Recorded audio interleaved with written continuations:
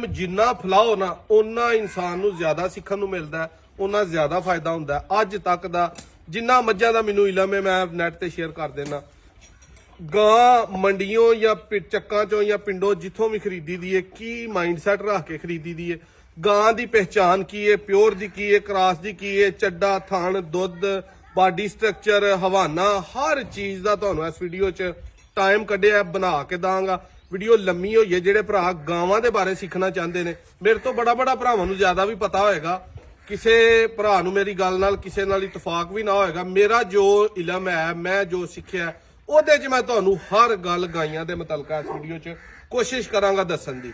ਤੇ ਅੱਲਾ ਦੇ ਫਜ਼ਲ ਦੇ ਨਾਲ ਤੁਹਾਨੂੰ ਚੀਜ਼ਾਂ ਬੜੀਆਂ ਸਿੱਖਣ ਨੂੰ ਮਿਲਣਗੀਆਂ। 4 ਗਾਵਾਂ ਨੇ, ਚੌਂ ਦੇ ਉੱਤੇ ਮੈਂ ਤੁਹਾਨੂੰ ਇੱਕ ਪੁਆਇੰਟ ਜਿਹੜਾ ਨਾ ਵੀਡੀਓ 'ਚ ਦੱਸਾਂਗਾ।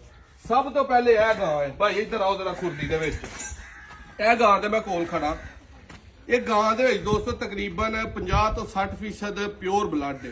ਪਿਓਰ ਬਲੱਡ ਜਿਹੜਾ ਹੋਲਸਟੀਅਨ ਫਰੀਜ਼ੀਅਨ HF ਨਸਲ, ਅਮਰੀਕਨ ਵੀ ਹੈ, ਆਸਟ੍ਰੇਲੀਅਨ ਵੀ ਹੈ।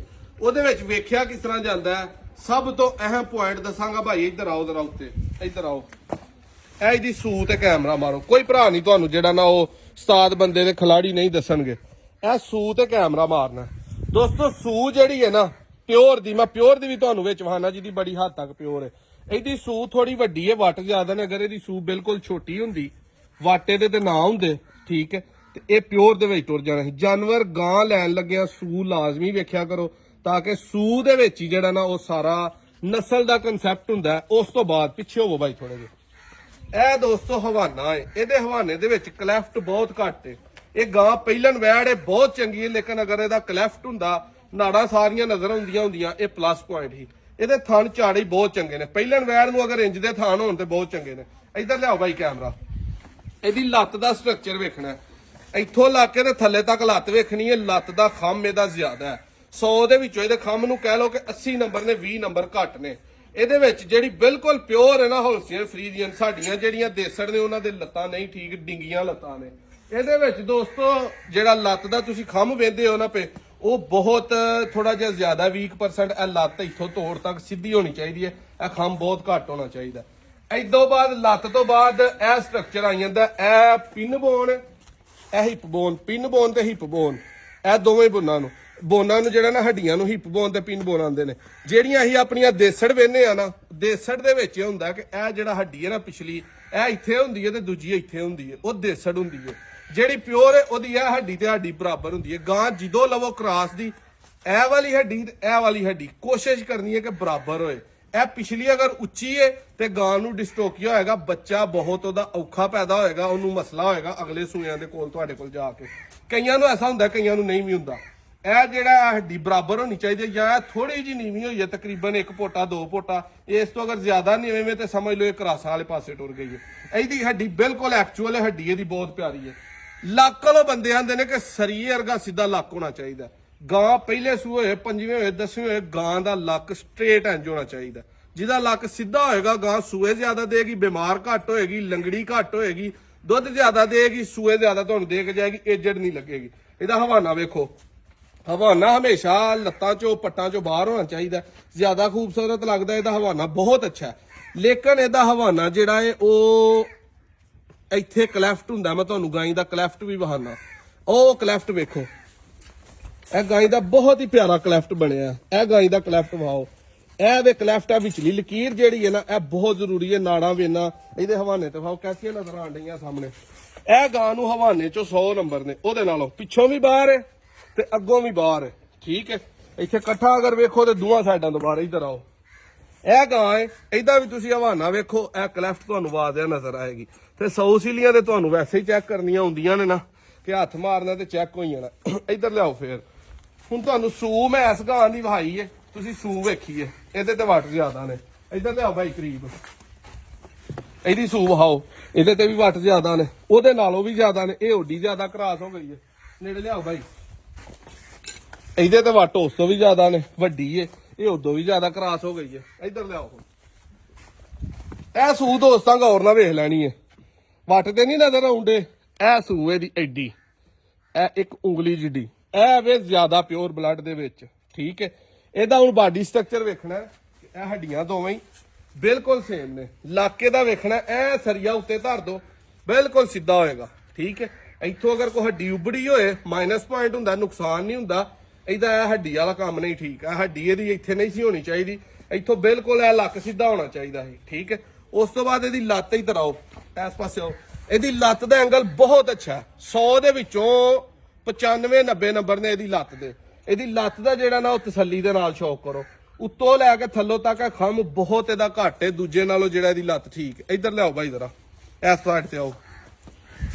ਅੱਛਾ, ਦੂਸਰੇ ਨੰਬਰ ਤੇ ਹੁਣ ਤੁਸੀਂ ਇਹ ਵੇਖਣਾ ਜਿਹਦੇ ਵਿੱਚ ਕ੍ਰਾਸ ਜ਼ਿਆਦਾ ਹੈ, ਇਹਦੀ ਲੱਤ ਦਾ ਖੰਮ ਜ਼ਿਆਦਾ ਹੈ, ਇਹਦੀ ਲੱਤ ਜ਼ਿਆਦਾ ਅੱਛੀ ਨਹੀਂ ਹੈ। ਦੁੱਧ ਦੇ ਨਾਲ ਕੰਸਰਨ ਬਾਡੀ ਸਟਰਕਚਰ ਦਾ ਹੁੰਦਾ।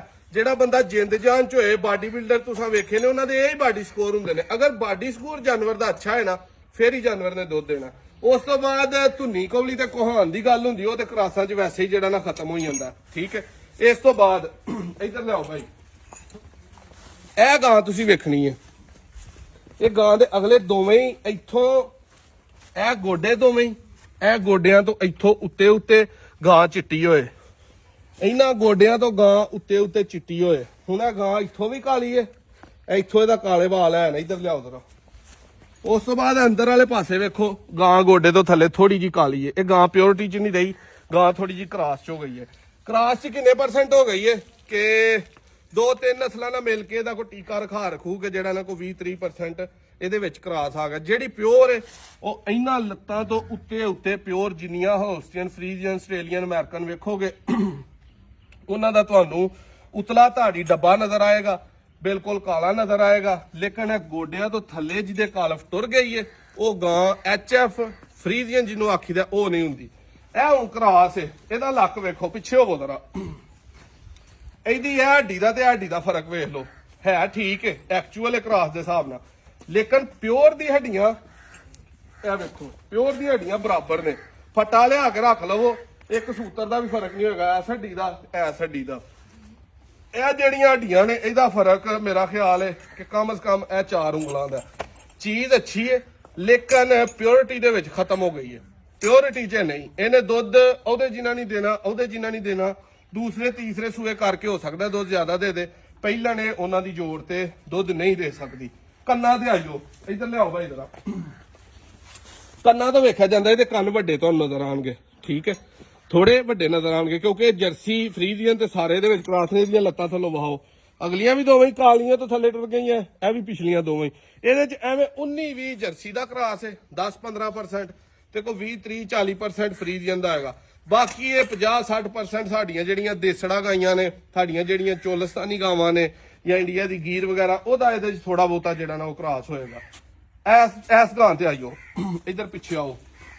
ਇਹ ਗਾਂ ਦਾ ਲੱਕ ਬਹੁਤ ਪਿਆਰਾ ਹੈ। ਠੀਕ ਹੈ, ਗਾਂ ਦੇ ਲੱਕ ਨੂੰ ਤੁਸੀਂ 100 ਨੰਬਰ ਵੀ ਦਵੋ ਤੇ ਥੋੜੇ ਨੇ।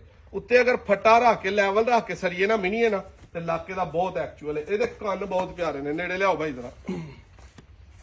ਕੰਨ ਇਹਦੇ ਬਹੁਤ ਖੂਬਸੂਰਤ ਨੇ, ਵਾਲਾਂ ਵਾਲੇ, ਬਿਲਕੁਲ ਛੋਟੇ ਛੋਟੇ, ਤੇ ਕੰਨਾਂ ਦਾ ਸਟਰਕਚਰ ਬਹੁਤ ਹੀ ਪਿਆਰਾ। ਪਿੱਛੇ ਹੋ ਭਾਈ ਜਰਾ।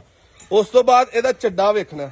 ਇਹਦਾ ਚੱਡਾ ਜਿੰਨਾ ਹੈ ਵੇ ਸੋਹਣਾ ਹੈ, ਅਡਰ ਕਲੈਫਟ ਬਣਿਆ ਹੈ, ਥਣ ਸੋਹਣੇ ਨੇ, ਲੇਕਿਨ ਉਹਨਾਂ ਜਿੱਡਾ ਵੱਡਾ ਚੱਡਾ ਨਹੀਂ ਕਿਉਂਕਿ ਕੱਦ ਜ਼ਿਆਦਾ। ਇਹਦੀ ਕਿਸੇ ਨੇ ਪਹਿਲੇ ਸੂਏ ਚੰਗੀ ਸਾਂਭ ਨਹੀਂ ਕੀਤੀ, ਚੰਗੀ ਸੇਵਾ ਨਹੀਂ ਕੀਤੀ, ਜਿਹੜੀ ਇਹਦੀ ਖੁਰਾਕ ਸੀ ਉਹ ਇਹਨੂੰ ਨਹੀਂ ਮਿਲੀ, ਇਹਦਾ ਉਸ ਹਿਸਾਬ ਨਾਲ ਹਵਾਨਾ ਡਿਵੈਲਪ ਨਹੀਂ ਹੋਇਆ। ਦੂਜੇ ਸੂਏ ਅਗਰ ਕੋਈ ਇਹਨੂੰ ਸਾਂਭੇਗਾ, ਇਹ ਆਪਣਾ ਚੱਡਾ ਵੀ ਵਧਾਈਏਗੀ, ਥਣ ਵੀ ਥੋੜਾ ਵੱਡਾ ਕਰੇਗੀ, ਔਰ ਦੁੱਧ ਦੀ ਰੇਸ਼ੋ ਤੇ ਬਹੁਤ ਜ਼ਿਆਦਾ ਵਧਾਈਏਗੀ। ਬਾਹਰ ਆ ਜਰਾ। ਉਸ ਤੋਂ ਬਾਅਦ ਦੋਸਤੋ ਇੱਧਰ ਲਿਆਓ ਜਰਾ। ਵੇਖਿਆ ਕੀ ਜਾਂਦਾ, ਇਹ ਵੱਖੀ, ਇਹਨੂੰ ਆਂਦੇ ਨੇ ਵੱਖੀ।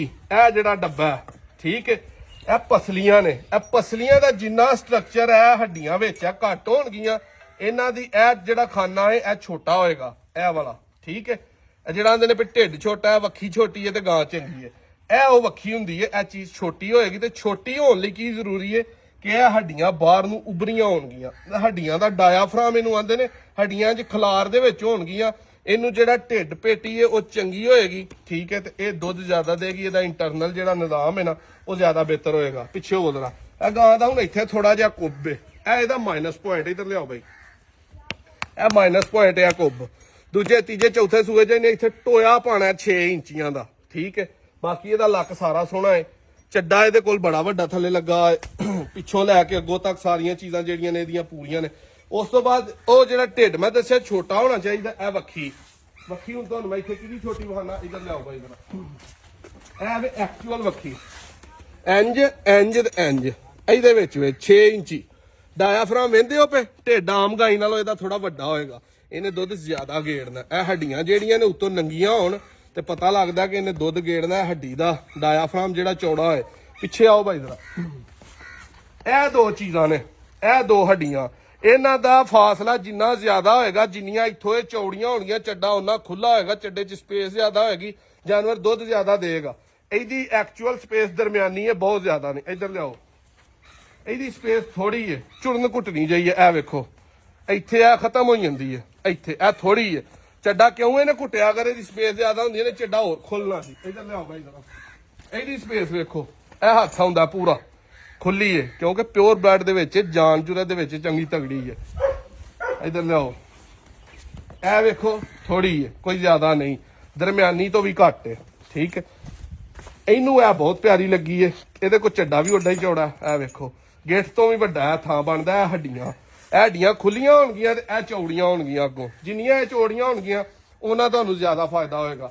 ਇਹ ਚੀਜ਼ਾਂ ਦੋਸਤੋ ਮੇਰੇ ਸਿੱਖਣ ਦੇ ਅੰਦਰ ਨੇ, ਮੇਰੇ ਇਲਮ ਦੇ ਅੰਦਰ ਨੇ। ਅੱਗੋਂ ਖੁਰਸ਼ੋਰ ਇਹਨਾਂ ਦੇ ਵੇਖੀਦੇ ਨੇ ਕਿ ਖੁਰ ਸਿੱਧੇ ਹੋਣ, ਪੈਰ ਦੇ ਲੈਵਲ ਤੇ ਜਿਹੜਾ ਨਾ ਉਹ ਬਹੁਤੇ ਅੱਗੋਂ ਲੰਮਵੇਂ ਨਾ ਹੋਣ, ਗਾਂ ਲੰਗੜੀ ਹੋ ਜਾਂਦੀ ਹੈ। ਖੁਰ ਐ ਸਿੱਧੇ ਹੁੰਦੇ ਹੋਣ, ਜਿਵੇਂ ਘੋੜੇ ਦਾ ਖੁਰ ਨਹੀਂ ਹੁੰਦਾ ਇੰਜ ਪੈਰ ਜੰਮ ਕੇ ਹੁੰਦਾ, ਉਂਝ ਇਹਦਾ ਦਾ ਪੈਰ ਜਿੰਨਾ ਜੰਮ ਕੇ ਆਏਗਾ ਓਨਾ ਹੀ ਉਹ ਜਿਹੜਾ ਨਾ ਚੰਗਾ ਹੁੰਦਾ। ਬਾਕੀ ਹੋਰ ਵੀ ਬੜੀਆਂ ਚੀਜ਼ਾਂ ਨੇ ਗਾਈਆਂ ਦੇ ਮੁਤਲਕ ਜਿਹੜੇ ਸਾਡੇ ਇਲਮ 'ਚ ਹੈ ਨੇ। ਵਕਤ ਦੇ ਨਾਲ ਨਾਲ ਸਮਝ ਦਿਮਾਗ 'ਚ ਆਉਂਦੀਆਂ ਰਹਿੰਦੀਆਂ ਨੇ ਚੀਜ਼ ਖਰੀਦਣ ਲੱਗਿਆ। ਜਿਹੜੀ ਕੋਈ ਇਲਮ 'ਚ ਹੈ ਹੀ ਉਹ ਭਰਾਵਾਂ ਨੂੰ ਖੁੱਲ ਕੇ ਦੱਸੀਏ। ਦੂਜੇ ਨੰਬਰ ਤੇ ਜਿਹੜੀ ਪੁਛਲ ਹੈ ਨਾ ਪਿਓਰ ਤੇ ਚੰਗੀ ਗਾਂ ਦੀ, ਉਹ ਆ ਗੋਡਿਆਂ ਤੋਂ ਉੱਤੇ ਹੋਏਗੀ। ਇਹਦੀ ਪੁਛਲ ਥੱਲੇ ਟੁਰ ਗਈ ਹੈ, ਇਹਦਾ ਉਹ ਮਜ਼ੇਦਾਰ ਹੀ ਨਹੀਂ। ਇਹਦੀ ਜਿਹੜੀ ਹੈ ਘੱਟ ਹੈ, ਇਹਦੀ ਠੀਕ ਹੈ ਕੰਮ। ਇਹ ਵੇਖੋ ਜਰਾ ਪਿਓਰ ਵਾਲੇ ਪਾਸੇ ਆਓ ਨਾ, ਇਹਦੀ ਪੁਛਲ ਵੇਖੋ।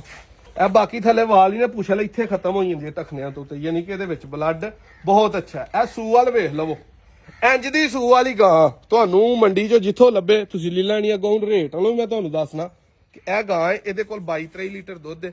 ਇੰਜ ਦੀ ਗਾਂ ਅਗਰ ਤੁਹਾਨੂੰ 5.25, 5.5, ਪੌਣੇ 6 'ਚ ਕਿਤੋਂ ਮਿਲੇ, 5 ਤੋਂ 6 ਦੇ ਵਿੱਚ ਜਿੱਥੇ ਵੀ ਤੁਸੀਂ ਲੈ ਲਵੋ ਤੁਹਾਨੂੰ ਨੁਕਸਾਨ ਨਹੀਂ ਹੁੰਦਾ। ਪੁਆਇੰਟ ਸਾਰੇ ਪੂਰੇ ਹੋਣ, ਕੱਦ ਵੇਖ ਲਵੋ ਮੇਰਾ 5 ਫੁੱਟ 10 ਇੰਚ ਕੱਦ, ਉਸ ਹਿਸਾਬ ਦੇ ਨਾਲ ਇਹਦਾ ਜਿਹੜਾ ਨਾ ਉਹ ਪੂਰਾ ਨਿਜ਼ਾਮ ਹੋਏ। ਇਹ ਜਿਹੜੀ ਗਾਂ ਹੈ ਕਰਾਸ ਹੈ, ਲੇਕਿਨ ਇਹਦੇ ਕੋਲ ਹਵਾਨਾ ਬਹੁਤ ਵੱਡਾ। ਇਹਨੇ ਦੁੱਧ ਉਹਨਾਂ ਜਿੰਨਾ ਦੇਣਾ ਹੀ ਆ ਉਹਨਾਂ ਤੋਂ ਮਾਸਾ ਜ਼ਿਆਦਾ ਦੇਣਾ। ਅੱਛਾ ਕਰਾਸ ਹੈ। ਇੰਜ ਦੀ ਗਾਂ 5.25, 5 ਦੀ, 5.5 ਦੀ, ਪੌਣੇ 5 ਦੀ, ਜਿੱਥੇ ਲੱਭ ਜੇ ਤੁਸੀਂ ਲੈ ਲਓ 5 ਦੇ ਅੰਦਰ ਬਾਹਰ। ਇਹ ਜਿਹੜੀ ਗਾਂ ਹੈ ਕੱਦ ਵੱਡਾ, ਚੱਡਾ ਥੱਲੇ ਹੈ ਸੋਹਣਾ ਲੇਕਿਨ ਹੈ ਛੋਟਾ। ਚੰਗੀ ਜਾਨ ਜੁਰਾ 'ਚ ਪਲੀ ਖਿੱਡੀ ਓਡੀ ਨਹੀਂ। ਇੰਜ ਦੀ ਗਾਂ ਤੁਹਾਨੂੰ 4.5, ਪੌਣੇ 5, 4.25 'ਚ ਜਿੱਥੇ ਮਿਲੇ ਤੁਸੀਂ ਲੈ ਲਵੋ। ਇਹ ਗਾਂ ਜਿਹੜੀ ਹੈ ਇਹ ਬਹੁਤ ਪਿਆਰਾ ਕਲਰ ਹੈ, ਉੱਤੋਂ ਕਾਲੀ ਥੱਲੋਂ ਲੱਤਾਂ ਚਿੱਟੀਆਂ। ਇਹਦਾ ਖੂਬਸੂਰਤੀ ਦਾ ਬਹੁਤ ਜ਼ਿਆਦਾ ਮੁੱਲ ਹੈ। ਨਸਲ 'ਚ ਵੀ ਇਹ ਬਹੁਤ ਅੱਛੀ ਹੈ।